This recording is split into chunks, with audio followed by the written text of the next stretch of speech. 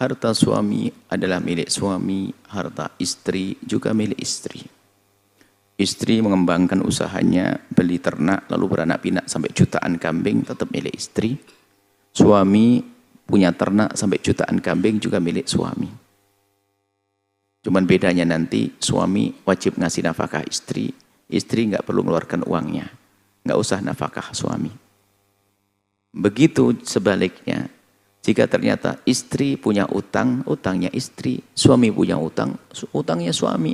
Biarpun suami istri nggak ada, utang suami, utang istri, tanggungan suami. Wah, ini nggak adil, nggak benar seperti itu. Utang istri, ya istri dong yang bayar. Mau dia yang utang kok. Utang istri. Dalam keadaan suami istri pun nggak ada urusan. Hanya layaknya. Asalkan utang yang wajar itu biasanya suami tentu nggak tega dong, pasti membayar. Cuman pernah suatu ketika ada orang ngadep, memang nasibnya sang istri jago ngutang, jago kredit. Nyungsep, sampai suaminya tuh ngancam. Kalau sampai ngutang lagi aku tinggalkan kamu, gitu loh. Karena nggak kuat. Ada orang hobi ngutang.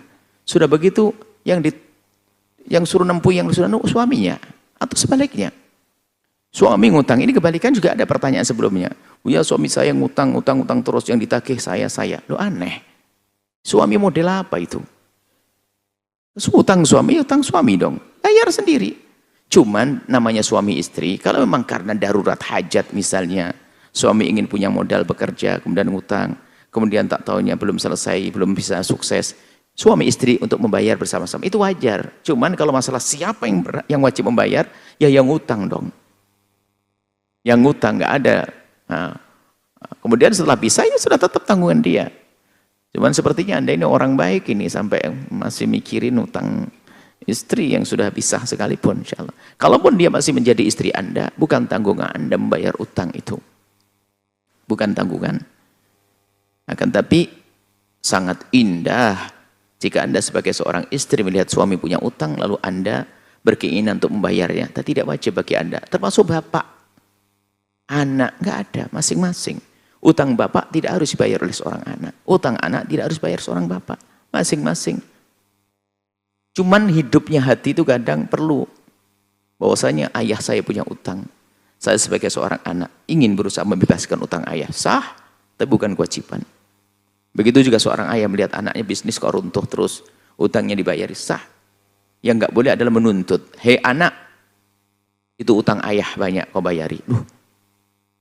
Nah, sementara kalau minta tolong bolehlah, ya anakku sayang, abah punya utang, ya wajar.